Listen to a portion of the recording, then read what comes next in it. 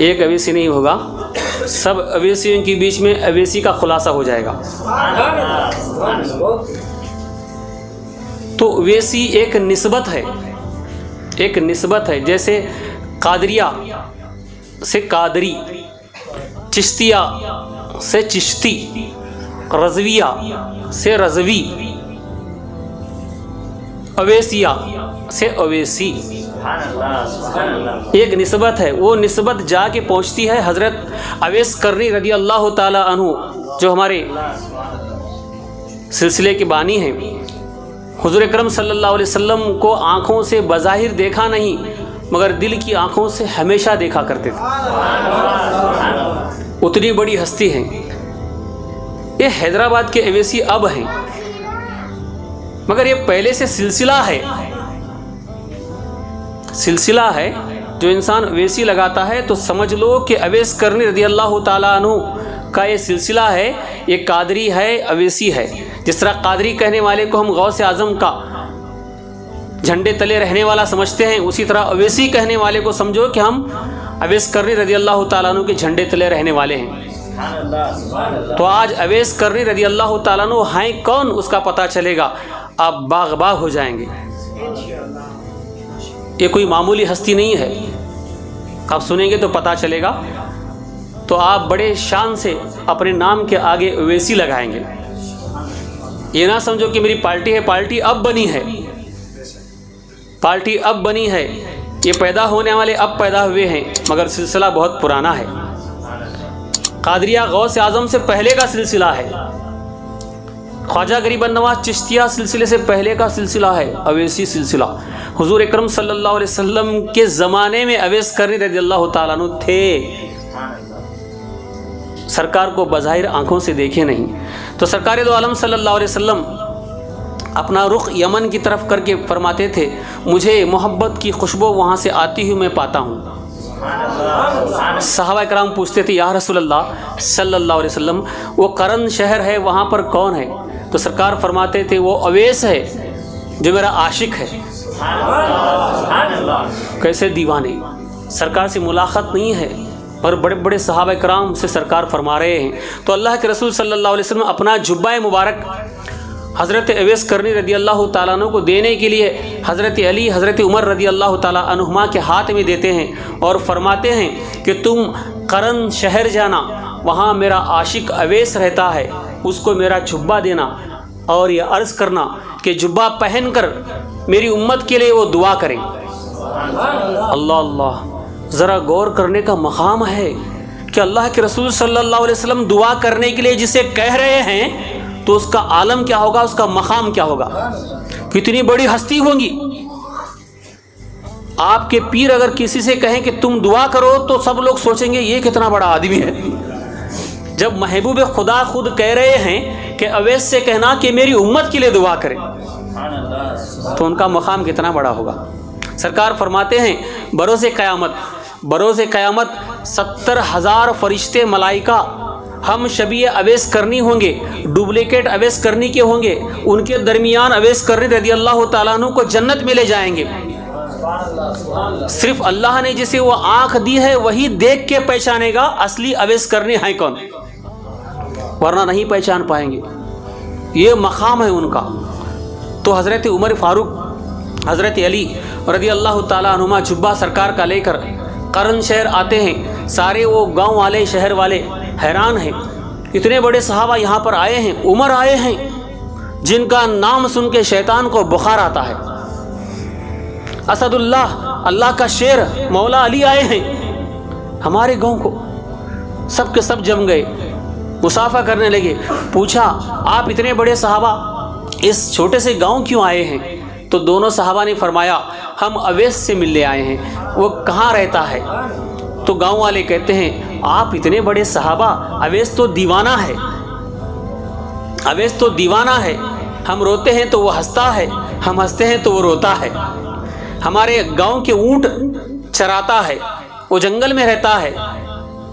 लोग जिसे दीवाना समझते थे, हकीकत में वो दाना था। جسے عشق الہی ہو جاتا ہے اس کا عالم ہی کچھ ہو جاتا ہے، الگ ہوتا ہے۔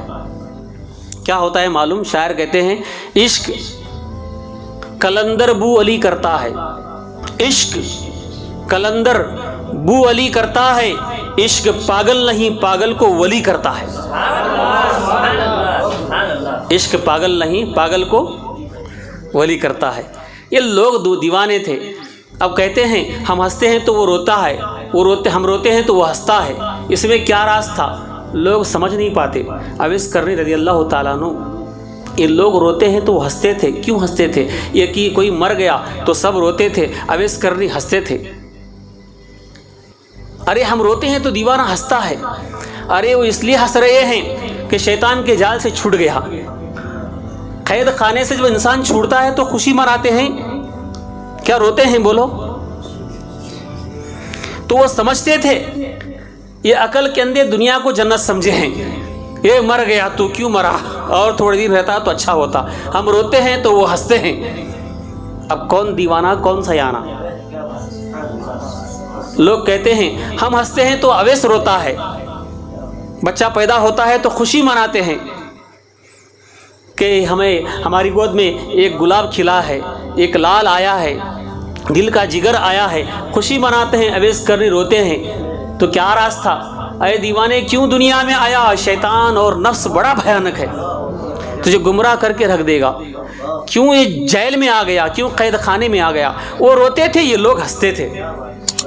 اب کون دیوانہ کون سیانہ؟ لوگ کہتے ہیں وہ دیوانہ ہے اویس، ہم روتے ہیں تو وہ ہنستا ہے، ہم ہنستے ہیں تو وہ روتا ہے۔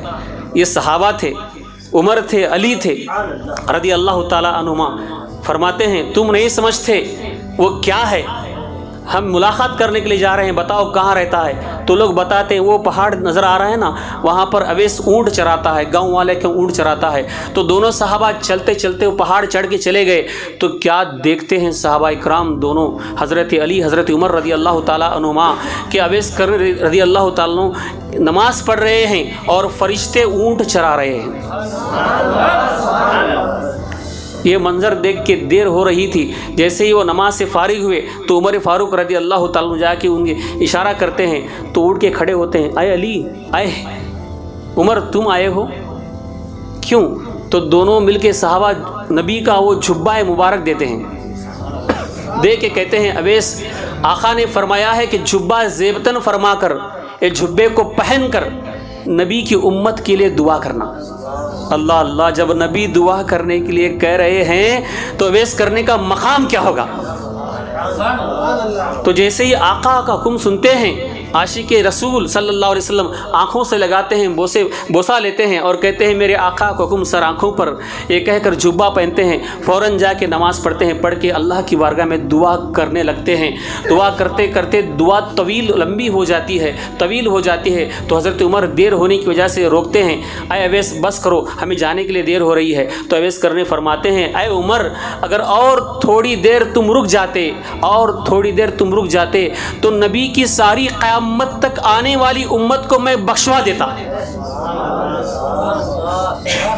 مگر میری دعا سے اللہ تبارک و تعالی عرب کے بنو ربیہ اور مزر جو دو بڑے بڑے قبیلے ہیں، بکریاں بہت پالتے ہیں، ان کی بکریوں کے بالوں کے حساب سے نبی کی امت کو بخش دیا ہے۔ اللہ بخش رہا تھا، میں دعا کر رہا تھا، مگر تم نے روکا، اگر نہ روکتے تو قیامت تک آنے والی امت کو بخشوا دیتا۔ کیا اثر ہے، کیا دعا ہے۔ اور سرکار نے خود کہا ہے کہ میرے اویس کو یہ جبہ پہننے کے لیے کہنا اور دعا کرنے کے لیے کہنا۔ یہ مقام دیکھ کر عمر اور حضرت علی رضی اللہ تعالیٰ عنہما رونگتے کھڑے ہوتے ہیں، پوچھتے ہیں اے اویس کیا تم نے آقا کو دیکھا ہے، محبوب خدا سے ملاقات کی ہے؟ تو اویس کرنی مسکراتے ہیں، اے عمر، اے علی، کیا تم نے دیکھا ہے؟ وہ دونوں کہتے ہیں ارے وہ نورانی چہرہ، وہ محبوب خدا کا وہ نورانی چاند کی جیسا چہرہ، چاند بھی شرمائے وہ چہرہ، چاند جس سے روشنی طلب کرتا ہے، سورج جس سے روشنی طلب کرتا ہے، وہ چہرہ ہم صبح دیکھتے ہیں، شام دیکھتے ہیں، ہر پل دیکھتے ہیں، ہر لمحہ دیکھتے ہیں، ہمیں کہتے ہو دیکھا نہیں؟ اویس کرنی فرماتے ہیں اچھا تم ہمیشہ دیکھتے ہیں تو بتاؤ میرے آقا کے بھویں مبارک ملے ہیں یا کھلے ہیں؟ یہ جو بھویں ہوتے ہیں یہ ملے تھے یا کھلے تھے بتاؤ؟ دونوں صحابہ رونگتے کھڑے ہو جاتے ہیں، عمر بھی جواب نہیں دے پاتے، علی بھی جواب نہیں دے پاتے۔ اویس کرنی فرماتے ہیں اے عمر، اے علی، تم نے کہاں دیکھا ہے؟ دل کی آنکھوں سے ہر روز میں دیکھتا ہوں، جا کے دیکھو میرے آقا کے بھویں مبارک کھلے ہیں، ملے نہیں۔ یہ سنتے ہی حیران ہوتے ہیں، کیا عشق تھا! ہر پل وہ چہرہ دل میں رہتا تھا۔ ایسے عاشق سرکار بھی فرماتے تھے اس طرف رک کر کے میری محبت کی ہوا کو میں وہاں سے آتے ہوئی پاتا۔ کیسی محبت تھی محب اور محبوب میں۔ عمر فاروق فرماتے ہیں اے اویس، تمہارا تو بڑا مقام ہے، بازی مار لیے، کچھ نصیحت کیجئے۔ عمر کہہ رہے ہیں نصیحت کرو؟ ارے عمر کون ہے؟ سرکار فرماتے ہیں میرے بعد اللہ کسی کو نبی بناتا تو عمر کو بناتا، مگر میرے بعد کوئی نبی آنے والا نہیں، میں آخری نبی ہوں۔ سرکار یوں فرماتے ہیں عمر فاروق رضی اللہ تعالیٰ عنہ کے متعلق، تو پوچھتے ہیں اے اویس کچھ نصیحت کرو، تو اویس کرنی فرماتے ہیں اے عمر، کیا خدا تمہیں پہچانتا ہے؟ کیا خدا تمہیں پہچانتا ہے؟ تو عمر فاروق فرماتے ہیں الحمدللہ خدا مجھے پہچانتا ہے، تبھی تو اپنے محبوب کا غلام بنایا ہے۔ تو اویس کرنی فرماتے ہیں صرف خدا ہی پہچانے، کوئی اور نہ پہچانے، ایسے بن جاؤ۔ شارٹ اینڈ سویٹ، کیسی نصیحت ہے! اے عمر، صرف خدا ہی پہچانے، کوئی اور نہ پہچانے، ایسے بن جاؤ۔ پھر پلٹ کے کہتے ہیں عمر فاروق اور کچھ نصیحت کرو، تو اویس کرنی فرماتے ہیں کیا تم خدا کو پہچانتے ہو؟ کیا تم خدا کو پہچانتے ہو؟ عمر فاروق فرماتے ہیں الحمدللہ میں خدا کو پہچانتا ہوں، تبھی تو ایمان کی دولت سے مالا مال ہو گیا ہوں، تبھی تو ایمان کی دولت سے مالا مال ہو گیا ہوں۔ تو اویس کرنی فرماتے ہیں صرف خدا ہی کو پہچانو، کسی اور کو نہ پہچانو، ایسے گمنام بن جاؤ۔ صرف خدا ہی کو پہچانو، کسی اور کو نہ پہچانو، ایسے گمنام بن جاؤ۔ کیسی نصیحت ہے! چھوٹی نصیحت، پر مغز نصیحت ہے۔ عمر فاروق فرماتے ہیں ماشاءاللہ بہت ہی سبق آموز نصیحت تھی۔ اے اویس، میں آتے آتے کچھ لایا نہیں، ابھی کچھ لے کے آتا ہوں تمہارے لیے۔ تو اویس کرنی فرماتے ہیں رکو عمر رکو۔ اپنے جیب میں ہاتھ ڈالتے ہیں تو 1 دینار نکلتا ہے۔ 1 دینار اویس کرنی دکھا کر پوچھتے ہیں اے عمر بتاؤ یہ دینار ختم ہونے تک میں زندہ رہوں گا یا نہیں؟ عمر فاروق فرماتے ہیں موت و حیات کا مالک اللہ ہے، اللہ ہی کو معلوم کس کی موت کب ہے، مجھے کیا معلوم۔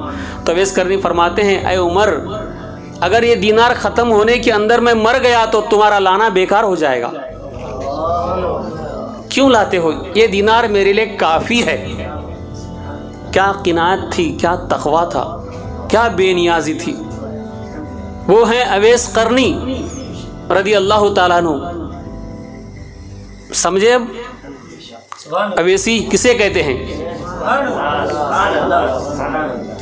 اویسی جو لگاتے ہیں ایک نسبت ہے، قادریہ سے قادری، چشتیہ سے چشتی، اویسیہ سے اویسی۔ یہ حیدرآباد کی نہیں ہے، یمایام کی نہیں ہے، یہ اویس کرنی رضی اللہ تعالیٰ عنہ سے نسبت جڑی ہے، اسے اویسی کہتے ہیں۔